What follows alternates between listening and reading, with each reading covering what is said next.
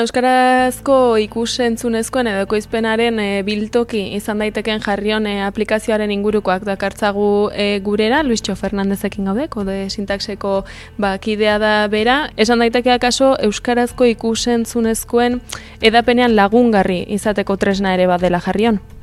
Bai, ideia batekin sortu zen eta zen bi pantaila nagusi daude gure bizitzetan, bat eskuetan daukagun, guztiok daukagun mugikorra, eta gero etxeko pantailak ere gero eta handiagoa dira, pantaila lau horiek, eta horiek ere internetera lotzen nahi dira. Eta modu bat da gain zuzen ere mugikorraren bidez. Mugikorrak funtzionatu ezake mando bat bezala edukiak bidaliz telebistara.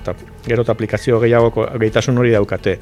Zenbait modu daude, baina errezena gaur egunean hori antolatzeko da trasto txiki honekin, Chromecast delako gailu honekin, ze garapena eta libre da, bestela Smart TV baten eta Samsungekin negoziatu behar duzu egon dadin zure aplikazioa, eta hori oso zaila zen. Orduan ideia horrekin, proiektu bat aurkeztu genuen Gipuzkoako Foru Aldundira, bidea eman zitzaionean jarri ginen kontaktuan ikusentzunezkoen ekoizle askorekin, euskarazko telebistekin ere bai, zuekin bezala beste batzuekin ere bai.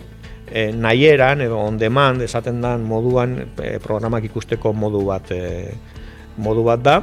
Telefonan ikusi daiteke, baina ideia da beste kontsumo mota hori horre euskarak toki izaten nahazten da pixkat.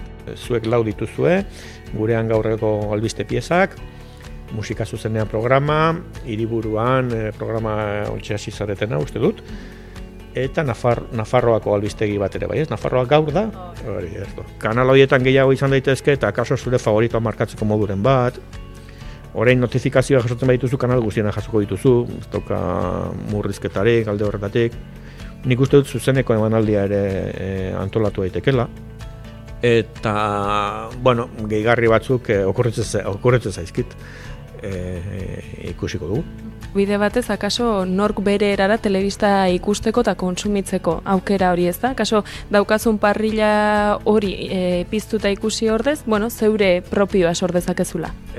Hori da, telebista normale daukazuen erronketako bat hori da. Beste eredu batzuk datozela nik nahi dudanean ikustera, ez? Ez dakit telebista eredua suntxitzera atorren eredu hori eta horrekin kolaboratzen duen horrek, baina euskarazko edukiak ere horretara moldatu beharko dira.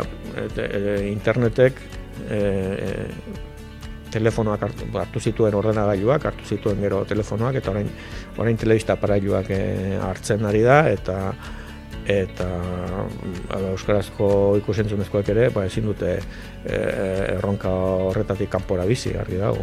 Bueno, Jarrion Android telefonoetan instalatzeko nahiko da bilatzea aplikazioen dendan, Google Play delakoan, edo jarrion.eusen.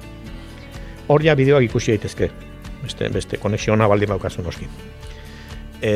Orain, etxean telebistan ikusteko beste trasto hau behar da. Honek balio du 39 euro supermerkatu eta internetetik ere eros daiteke etxeako bidalketarekin. Eta etxean behar duzu wifi aparailu bat, esan nahi dut, wifi sarean egon behar du konektatuta bai honek eta bai telefonoak biak sare berean, ez?